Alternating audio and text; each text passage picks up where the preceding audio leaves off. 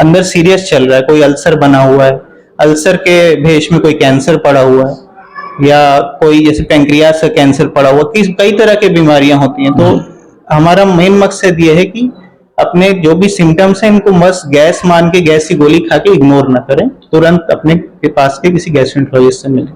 लोग fast food ज्यादा खाने लगे हैं, जो प्रॉपर घर का खाना होता है वो अवॉइड करके बाहर का खाना ज्यादा खाने लगे हैं, तो इससे सबसे ज्यादा लोगों में मोटापा बढ़ रहा है। आप लोगों ने गैस्ट्रोलॉजिस्ट में डीएम डॉक्टर अभिजीत राय जी को सुन रहे थे, और इस वीडियो में आगे भी आप लोग सुनेंगे कि गैस की बीमारी, जो पेट की बीमारी है, उसको लेकर के क्या गंभीरताएं हैं, क्या सुझाव हैं और क्या बचाव हैं। आप लोगों को बता दूं कि उत्तर प्रदेश के मऊ जनपद के ब्रह्मस्थान स्थित प्रकाश हॉस्पिटल एवं ट्रामा सेंटर लोगों के लिए एक विश्वसनीय हॉस्पिटल है। आप लोगों को बता दूं कि इस हॉस्पिटल पे हर रोग के विशेषज्ञ इलाज करते हैं। इस हॉस्पिटल के डायरेक्टर डॉक्टर मनीष राय मरीजों के प्रति संवेदनशील हैं, और वो स्वयं इस हॉस्पिटल की मॉनिटरिंग करते हैं और मरीजों की सुविधाओं का पूरा ध्यान रखते हैं। इस हॉस्पिटल पे जब मरीज डिस्चार्ज होके घर जाने लगते हैं तो उन्हें वृक्षारोपण के लिए प्रेरित किया जाता है और उन्हें एक वृक्ष प्रदान किया जाता है, उन्हें फलदार वृक्ष दिया जाता है, और जो वृक्ष प्रकृति की संरक्षण के लिए उपयोगी है वो भी वृक्ष दिए जाते हैं। अब आप लोग विस्तार से सुने गैस्ट्रो में डीएम डॉक्टर अभिजीत राय जी को।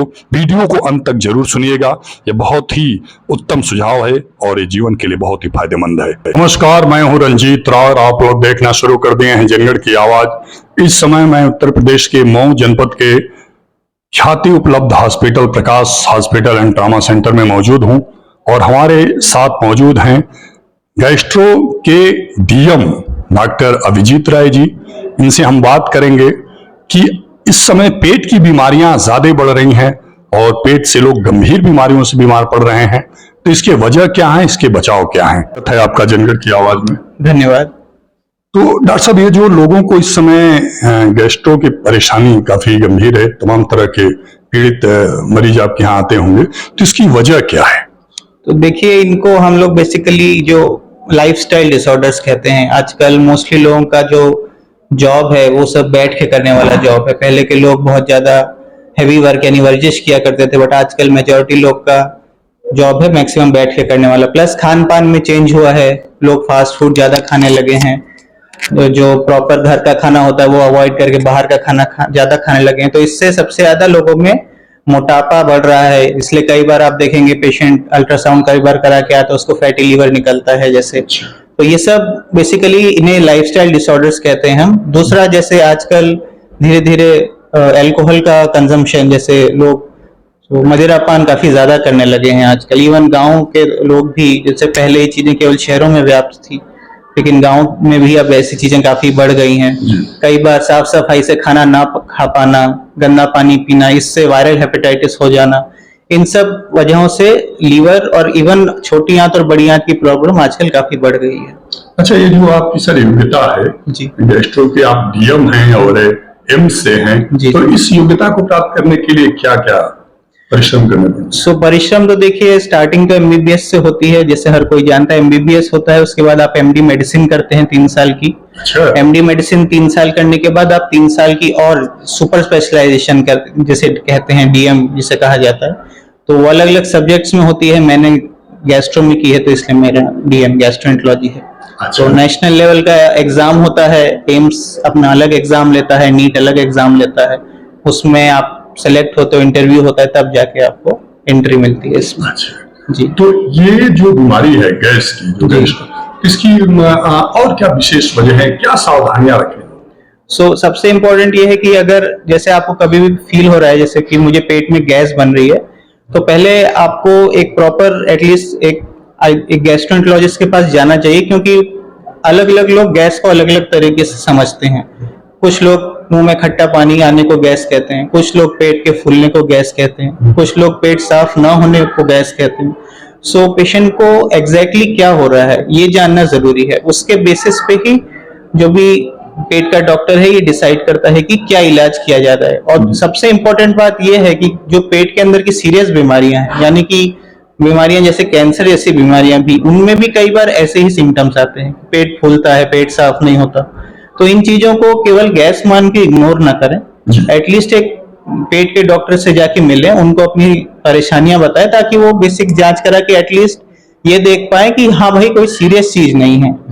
मोस्ट ऑफ द पेशेंट्स में कई बार चीजें सीरियस नहीं होती, लेकिन डीएम और गैस्ट्रो करने का पर्पज यही है कि हम उन पेशेंट्स को आइडेंटिफाई कर पाए कि जिनमें कुछ अंदर सीरियस चल रहा है, कोई अल्सर बना हुआ है, अल्सर के भेष में कोई कैंसर पड़ा हुआ है, या कोई जैसे पैंक्रियास का कैंसर पड़ा हुआ, कई तरह की बीमारियां होती हैं। तो हमारा मेन मकसद ये है कि अपने जो भी सिम्टम्स हैं इनको बस गैस मान के गैस की गोली खा के इग्नोर ना करें, तुरंत अपने के पास के किसी गैस्ट्रोएंटरोलॉजिस्ट से मिलें।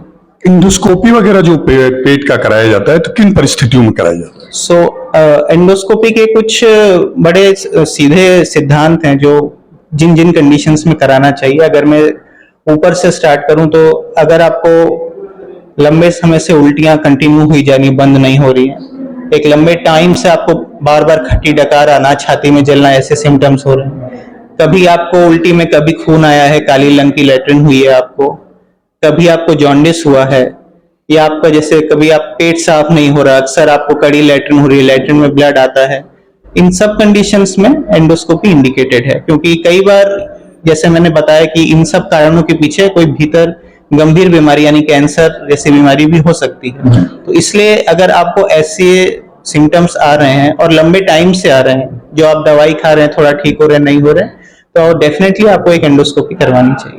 और क्या क्या जांच की विधि है पेट के? पेट की जांच की विधि मैक्सिमम लोग जो समझते हैं वो एक अल्ट्रासाउंड समझते हैं और ज्यादा से ज्यादा एक सीटी स्कैन। बट मैं ये कहूंगा कि पेट की जांच की विधि एक सिंपल ब्लड टेस्ट से स्टार्ट होती है, एक सिंपल हीमोग्लोबिन से, एक सिंपल एलएफटी से। अगर जैसे आपका हीमोग्लोबिन कम है, पेट की ऐसी कई बीमारियां हैं जिनकी वजह से आपका हीमोग्लोबिन कम हो सकता है। पेट में छोटी या बड़ी आंत में अल्सर बन जाना, वहां से खून का रिसाव होना, आपकी लीवर की खराबी से आपका हीमोग्लोबिन कम हो सकता है। एक एलएफटी में अगर आपको जॉन्डिस आता है या शरीर में प्रोटीन की कमी आती है, ये बता सकता है कि आपकी छोटी आंत में कहीं प्रॉब्लम है। तो स्टार्टिंग वहां से होती है, एक सिंपल ब्लड टेस्ट से। नेक्स्ट स्टेप हमारा होता है पेट का अल्ट्रासाउंड। जैसा कि हम जानते हैं उसमें आप लीवर, छोटी आंत, बड़ी आंत और पेट में अगर कहीं पानी तो नहीं है, कोई लिम्फ नोड नहीं है, इसका थोड़ा बहुत अंदाजा लगा सकते हैं। उसके बाद आता है सीटी स्कैन। सीटी स्कैन का अल्ट्रासाउंड का थोड़ा एक एडवांस्ड वर्जन है, उसमें और बेटर देख पाते हैं। और फाइनली जो हमारा है वो है एक एंडोस्कोपी और एक कोलोनोस्कोपी। इसमें आप आंत के अंदर जाके कैमरे से पूरा जूम करके देख सकते हैं कि एक्चुअली अंदर क्या चल रहा है। तो प्रकाश हॉस्पिटल ट्रॉमा सेंटर में जांच की क्या क्या व्यवस्थाएं हैं? हमारे पास सारे ब्लड टेस्ट अवेलेबल हैं, अल्ट्रासाउंड अवेलेबल है, सीटी स्कैन अवेलेबल है, एंडोस्कोपी और कोलोनोस्कोपी की सुविधा भी अवेलेबल है। अच्छा जी। तो क्या लोगों को मार्गदर्शन देना चाहते हैं आप, क्या सुझाव देना चाहते हैं हमारे पूर्वांचल के? तो सबसे बड़ा सुझाव मैं ये देना चाहूंगा कि अगर आपको पेट से रिलेटेड कोई भी परेशानी है तो प्लीज उसे इग्नोर मत करिए। केवल सिंपल कहीं से देसी दवा ये सब खा के या कहीं टोना टोटका करवा के इसमें समय मत जाया करिए, क्योंकि कई बार बीमारियां इस स्टेज की हो जाती हैं कि फिर इलाज हो नहीं पाता है। अगर आपको ऐसे सिम्टम्स आ रहे हैं तो जो आपके पास में जो भी एक पेट का डॉक्टर है उससे जाके मिलें, वो आपका बेसिक जांच कराएगा, एक अल्ट्रासाउंड कराएगा, जरूरत पड़ेगा तो एंडोस्कोपी करेगा। हो सकता है मोस्ट ऑफ द केसेस में आपको कुछ भी सीरियस ना निकले, और ये एक अच्छी बात है, एटलीस्ट आप निश्चिंत हो गए कुछ सीरियस चीज नहीं है। बट चीजों को ये मान के छोड़ ना दीजिए कि हाँ ठीक है गैस है, सबको होता है, क्योंकि कई बार अंदर कुछ ऐसी चीजें निकल जाती हैं जो कि बाद में नहीं देखा जाए तो लाइलाज बन जाती है। तो मैं यही कहूंगा कि अपने जो भी आपको पेट के लक्षण है उन्हें नजरअंदाज मत कीजिए, अपने घर के पास जो भी एक गैस्ट्रोएंटरोलॉजिस्ट है उससे जरूर जाके मिलें। अच्छा, ये जो पाइल्स मतलब गांव की भाषा में बवासीर कहा जाता है, तो इसकी वजह भी पेट है?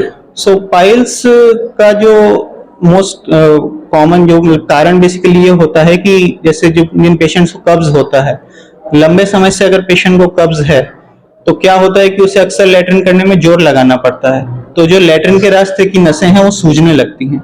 अगर ये कंडीशन लंबे टाइम तक अगर इसका इलाज नहीं किया जाता तो एक स्टेज ऐसी आ जाती है कि पाइल नसें सूज के वहां से खून निकलने लगता है, जिसे लोग खूनी बवासीर भी कहते हैं। ये एक प्रॉब्लम है जो अगर लंबे टाइम से कब्ज को ठीक ना किया गया तो ऐसा हो सकता है। तो अगेन आपको अगर ऐसे कब्ज की प्रॉब्लम आ रही है, आपने अगर अपने लेवल पे थोड़ा बहुत दवाई लेके ट्राई कर लिया, नहीं ठीक हो रहा है, तो अगेन मैं कहूंगा कि एक गैस्ट्रोएंटरोलॉजिस्ट को जाके मिलें। इसलिए मतलब इसका भी इलाज के लिए गैस्ट्रो के ही डॉक्टर का बिल्कुल, क्योंकि परामर्श लेना चाहिए। क्योंकि पेशेंट को तो क्या पता लगेगा कि लैट्रिन में थोड़ा खून आ रहा है या पाइल्स हो रहा है। कई बार हो सकता है कि जो बड़ी आंत में जो नीचे वाला हिस्सा है उसमें कई बार कैंसर धीरे धीरे डेवलप होने लगता है, उससे भी कई बार लैट्रिन में खून आता है, उससे भी कई बार पेशेंट को कब्ज डेवलप हो जाता है। तो अगर आपको जैसे अचानक से कुछ सब कुछ ठीक था, कुछ दिनों में अगर आपको सडनली कब्ज जैसा डेवलप हुआ तो उस चीज को इग्नोर मत करें। हो सकता है अंदर अंदर कोई सीरियस प्रॉब्लम हो, बड़ी आंत में छाले बन गए हो, कोई कैंसर की गांठ बन गई हो। इसलिए पेट की जो भी अगर आपको परेशानी होती है तो उसको एक सिंपल दवा गोली से इलाज कराना ठीक है, बट आपको जरूर एक गैस्ट्रोएंटरोलॉजिस्ट का ओपिनियन लेना चाहिए, कहीं कुछ और सीरियस चीज तो अंदर नहीं पड़ी हुई है। बहुत बहुत धन्यवाद। आप लोगों ने डॉक्टर अभिजीत राय जी को सुना, जो डीएम गैस्ट्रोलॉजिस्ट हैं, और निश्चित रूप से इस समय हमें जहां तक अनुमान है कि पेट के बहुत लोग बीमार हैं। बीमारी का प्रारंभ ही लोगों के पेट से हो रहा है और सारे रोग की जड़ मैं मान सकता हूं कि पेट ही है। बहुत बहुत धन्यवाद डॉक्टर साहब का सुझाव। अगर आप लोगों को समझ में आया हो तो आप लोग सावधानी बरतें और लोगों को सावधान करने के लिए इस संदेश को अधिक से अधिक शेयर करें।